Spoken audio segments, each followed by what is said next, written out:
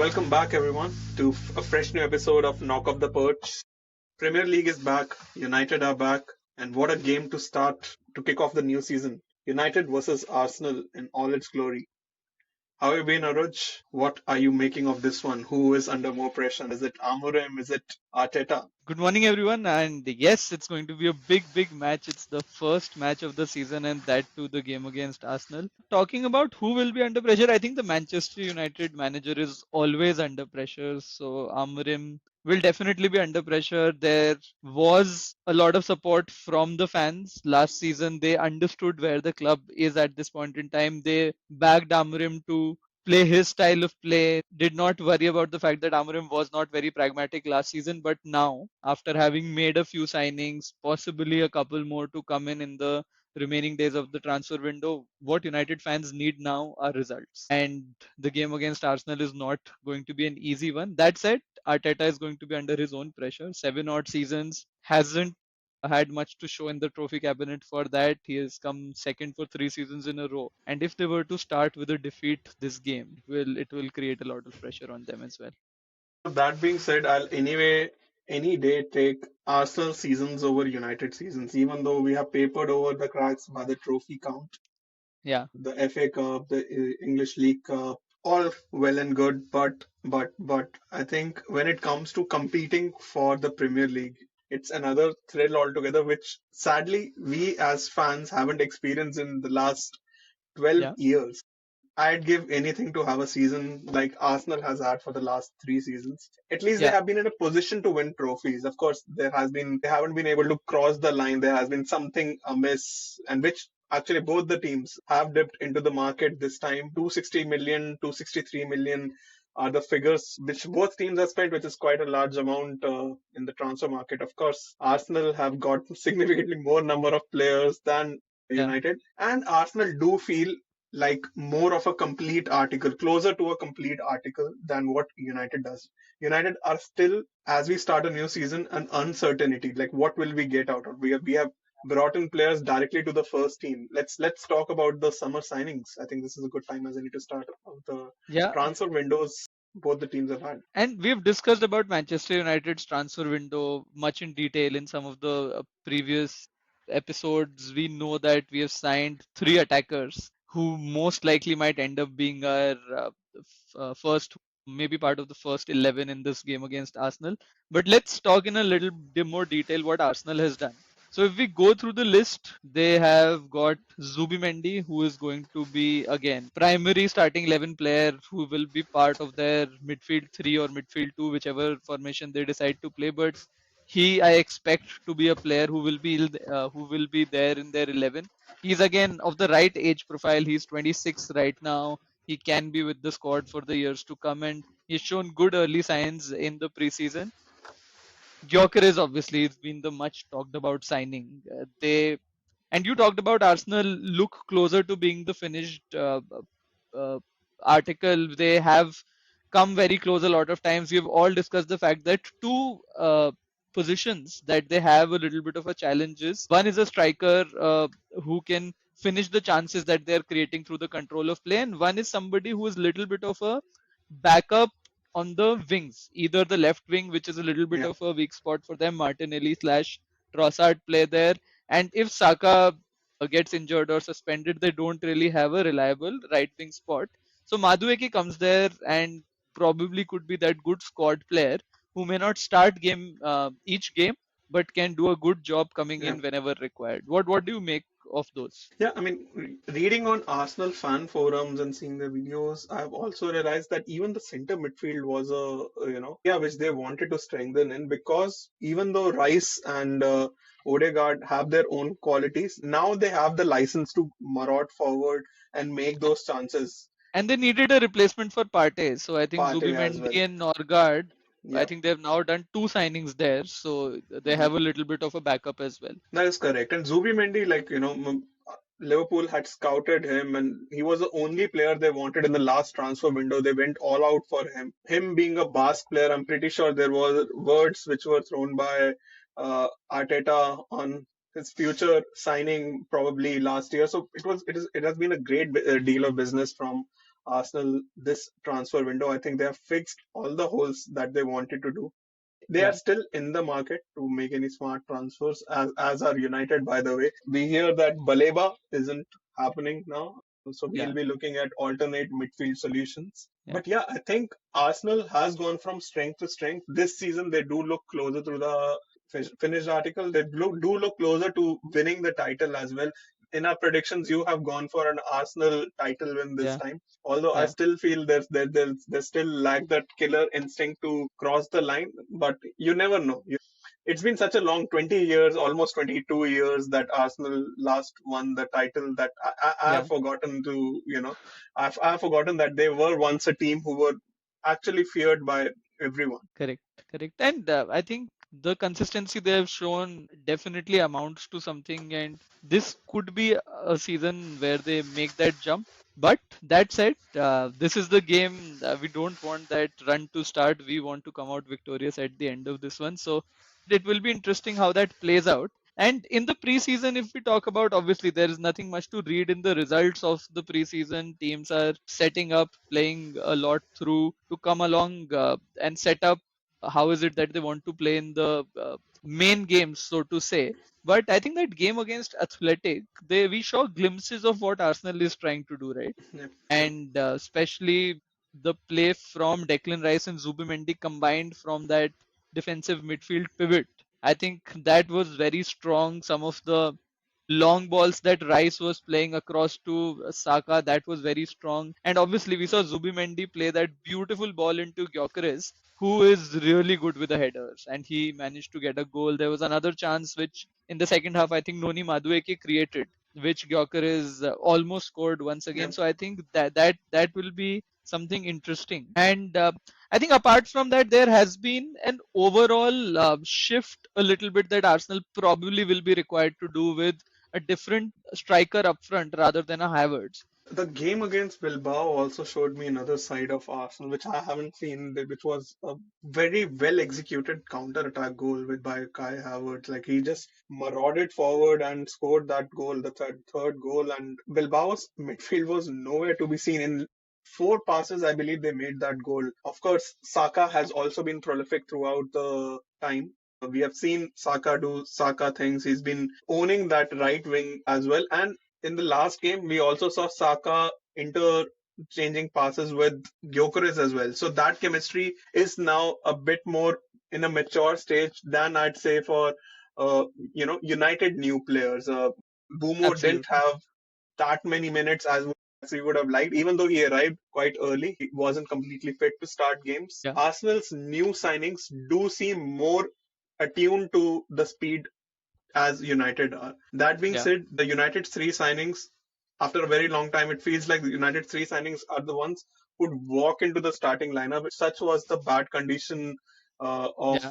of our squad last year. I mean, we have had outgoings, and of course, Bumo and Cunha are expected to start this game at number 10s, but we might also see Sesko make a start. That's what we've been hearing Let's from talk Amorim. about the possible. Let's talk about the possible starting 11 for Manchester United, and where is it that we see a few battles? We have gone for a few controversial, so to say, not controversial, but not popular choices as well. But let's talk about all of those. First of all, in goal, it's Binder who's played the entire preseason, but Onana is now fit. He has had a few training sessions. We saw a few images coming out of Carrington where he was making a few saves. So why do you think Onana starts over Binder this I one? think he is our first GK, and I don't see us dipping into the market to a new GK. I think it's a sign of confidence from Amorim that we might see Onana only start. Yeah, Binder, as good as his qualities, I don't think he's as good as Onana on the ball, which is yeah, something which we try and utilize now, building from the back, starting our attacks from the back. So Onana is a true. key part in that, even though both Binder and Onana are not the best shot stoppers, which is why we were Mm. trying to look a solution in Donnarumma, but he seems closer to City now as we speak than to United. Yeah, and I think given the trust Amorim has shown on Onana in the past, if we have to continue with him and if his reflexes are good enough, goalkeeping position for one is a position where you don't necessarily need a lot of playing time to suddenly come back into play. So, which is where, yeah, I agree as well. Onana could be starting this one. Let's move on to the midfield now. Let's move on to the centre backs now. Lenny Yoro, there's no doubts about Lenny Yoro's position in my head. He has made this position his own. He has been really good in the preseason. He's taking those strides forward. So he is our starting 11 player at the right centre back position. Any Oh yeah, yeah. other options there? I think he's our most agile defender. I think he's the one who carries the ball quite well as well. And one on one, he has improved massively. So I do expect whoever is starting on the right wing back would have license to go forward. And it is only because the presence of Euro in that block, which which is why we are able to do that. So yeah, Euro Absolutely. for sure starts for me. Center back, it's a close call between Dillett and Maguire. We are going Yeah. for Maguire because of the set pieces situation that Arsenal create. So many chances, and Gyökeres now has a amazing aerial presence as well. So we would Yeah. need all the tools that we have, and Maguire, like there's no one better in our team at aerial presence, both attacking wise and defensively, than Maguire. Yeah, I think Harry Maguire needs to be tugged along with Gyökeres pretty much throughout this entire game, and I think just because of his aerial presence, he gets a shoe in over Delict. Now, left centre back is interesting. Aidan Heaven started the game against Fiorentina, played 73 odd minutes. But I think the big game situation, probably Amorim picks Luke Shaw over Heaven in this one, but it could actually be Heaven starting as well. It shouldn't be a surprise if that happens. Yeah, I mean, I feel Luke Shaw is the more technically attuned player than Heaven. Heaven might have the speed, but Luke Shaw has the experience. He knows when to Yeah. go forward, he knows when to stay back. Of course, his natural position has always been left back, so Luke Shaw has always been a makeshift solution at centre back. So I'm not 100% confident on Luke Shaw doing a good job there. But that being said, between Luke Shaw and Heaven right now, I'd take Luke Shaw. Yeah. Yeah, and also interestingly, what tends to happen is sometimes when we are on the ball, Dorgu will go up front, and that will allow space for Luke Shaw to pseudo come in that left back position. Dallo will come, Dallo or Ahmad, whoever is playing, will come slightly back to allow to create that 4-4 between the defenders and the midfielders as well. So I think that Luke Shaw should be a good fit there as well. And that brings us to the spot of right wing back, where I think it's a little against the grain opinion that we have a little bit. Amar has pretty much started most of our games at right wing back this season, but we are going for Dallo. Now, the only reason, and we discussed this before recording, was that this is a game against Arsenal. We want to be defensively strong. Ahmad, while he's great bombing forward, he's great on the ball. He can be a little suspect when it is about the defensive duties. And if we want to shore that up, probably Dallo is the solution. Ahmad maybe comes in 60th, 65th minute, as and when the game situation demands for that. What do you think? Yeah, I think the conservative approach would be the right one against Arsenal. They have so many people who can hurt United from that wing. So I think Dalo would be a good solution to have there. Dorgu, meanwhile, is a no-brainer. I think he has shown Yeah, throughout absolutely.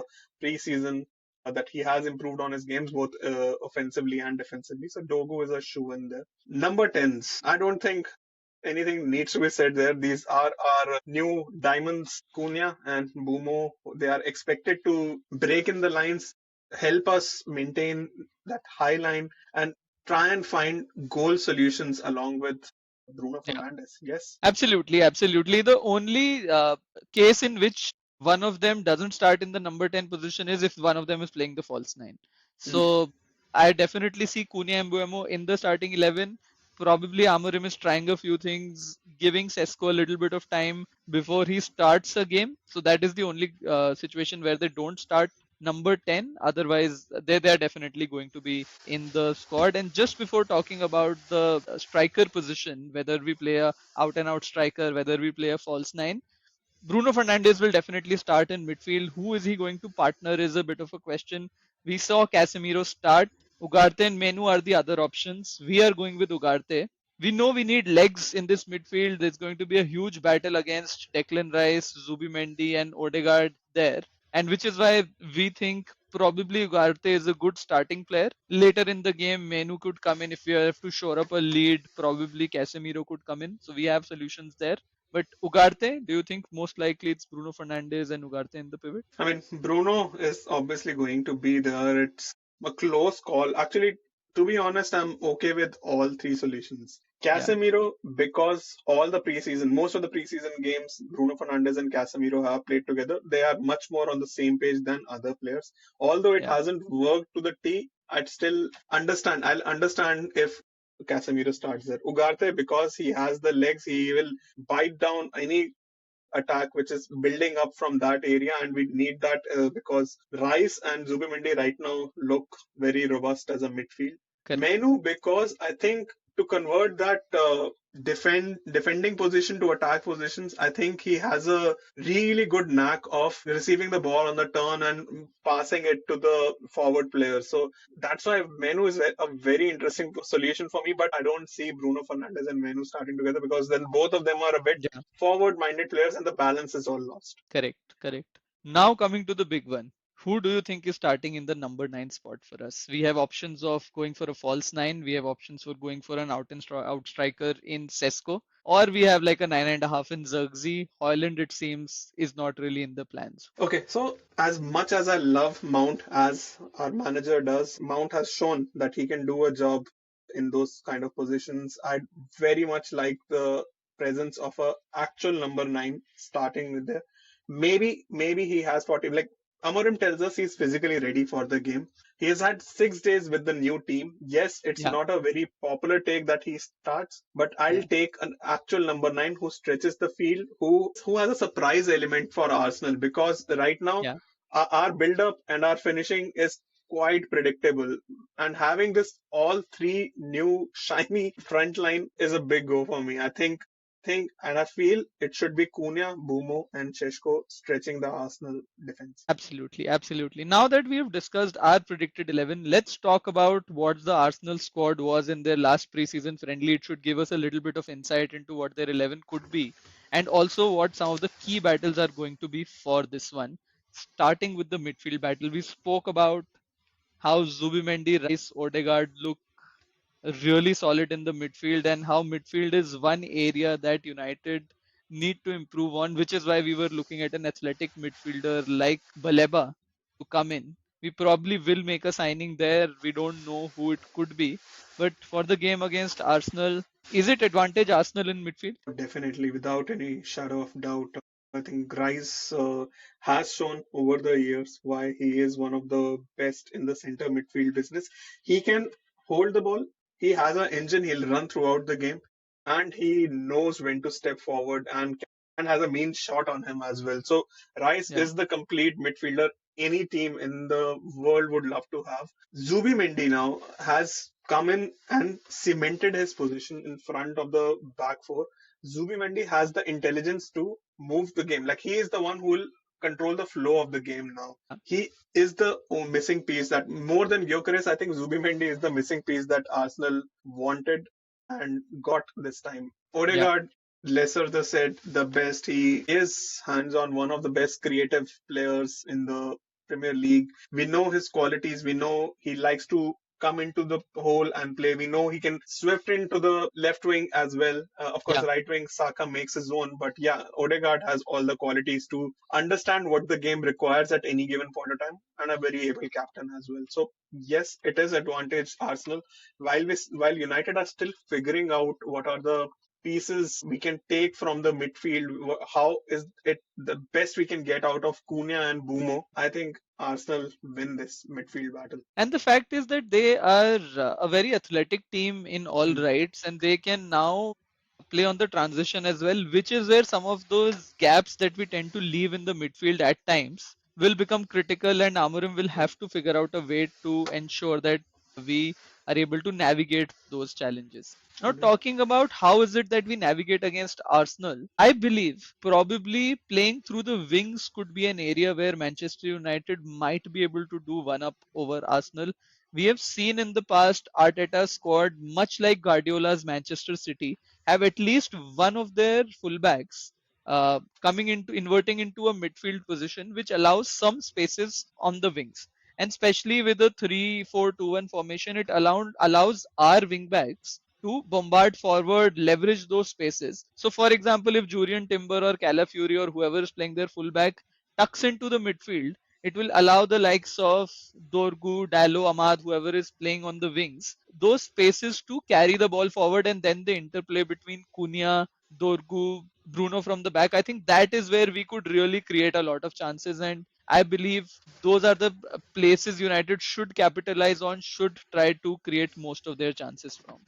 Agree completely. Think And Ahmad is the player who will open that defense for us. yeah, He's very direct, right? I think we can still see that he still tries and find a cross more often than not. Even though we did see a goal from Dorgo also in the preseason, but Ahmad is the one who knows how to do that overlapping run yeah, with the yeah. Bumo. So Ahmad Bumo combination there on the wing is something which I'm very excited to see. Absolutely, absolutely. If we talk about goal scoring has been a challenge for Manchester United. We know Arsenal has had a upper hand against United in some of the previous games, but now both the teams have tall, lanky strikers up front. Gyökeres versus Sesko. That could really be a battle that could determine this game. Arsenal may not know how United are going to attack with Mbeumo, Cunha, Sesko up front. Gyökeres is going to add a lot of aerial dimension to this Arsenal team, which already does well through the set pieces, etc. So that, do you think whichever striker does better in this game could significantly impact the outcome of the game? I'm a bit less worried about Gyökeres just from the fact that Amorim knows his weaknesses in and out and strengths in and out. So he Yeah, would know how to stop him as well because he has seen him train not less than 6 months back, right? And of course, to be honest, Sheshko was the player which Arsenal wanted initially. I don't know what was the confusion there, what was didn't go didn't go through. through.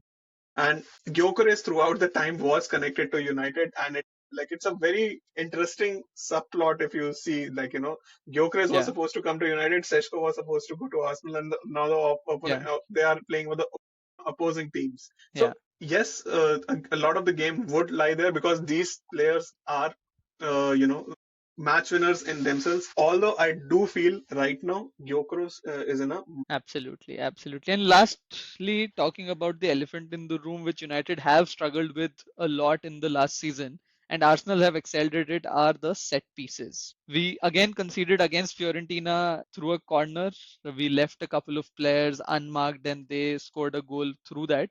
However, we have slightly gotten better in attack through our own set pieces as well. Do you see either of the teams coming out on top on the set pieces? Definitely, like when it's Arsenal you're talking about, you always are wary about the set pieces. But that being said, Yeah, throughout the preseason, I've seen United try out a lot of new routines, and the presence of Boomo especially helps me understand that why we are going for these profile of players. Boomo has such a brilliant cross on him, which players like Maguire, Euro, Sheshko, they'll be killing for these crosses. They're pretty sure this season we'll get a lot of goals from these crosses. So even though I'm wary about Arsenal with their set pieces, I'm much more excited about how what United do on their set pieces, attacking set pieces. yeah, it's going to be a key battle. We saw Euro get at the end of a few crosses or corners that Buemo was taking even in the game against Fiorentina. So I think Euro might have a few goals in him this season through some of Yes, these corners as well. So yeah, I think all in all it looks like there are advantages across the pitch, some for Arsenal, some for United. With that, I think let's talk about what our predictions for the scoreline of this game could be. If I were to talk about it, I think it's going to be a 2-2 draw with Bruno and Mbeumo scoring a goal each, and Arsenal will probably take the lead. We will come back and we will end the game at 2-2. What do you think? I don't see United scoring two against Arsenal. I think it will be a dogged game. I think if United are to get a result, it will be a 1-0 kind of result against Arsenal. Only because the kind of defense Arsenal has, it's a very settled defense, right? It seems like the kind of game wherein Arsenal will have the position, Arsenal will have the shots. We'll have to be on it throughout the game, and we'll Yeah, nick it at some point. Arsenal will need to have an off day for us to win this one. To be very honest, I don't see us creating a lot of chances in this game, but I feel we will have to take that one chance that comes to us. I really hope You're it's predicting a 1-0 win for United? a 1-0 win for United. And who Yep. scores for United? Who scores for United? I hope it's one of the shiny new toys that we have. Gyökeres, Yeah. sorry, I mean Sesko, Yeah. Cunha, or Boomo. My Yeah. God, like this Gyökeres Freudian slip will keep happening throughout the season. I feel. Yeah, possibly, possibly. But yeah, I think that reminds me also of the FA Cup game that we had with Amorim's squad managing a dogged performance, taking it to the penalties, and Binder was the hero there. So hopefully we see some of that, and definitely I think we need to start on a positive note. We need to see a good performance, and I think that will get us rolling. All of you, you let us know your thoughts. You let us know your predictions in the comments, and hopefully United can come out on top in this one. And yes, as always, this is our perch. Let's knock him off. Until next time, stay united.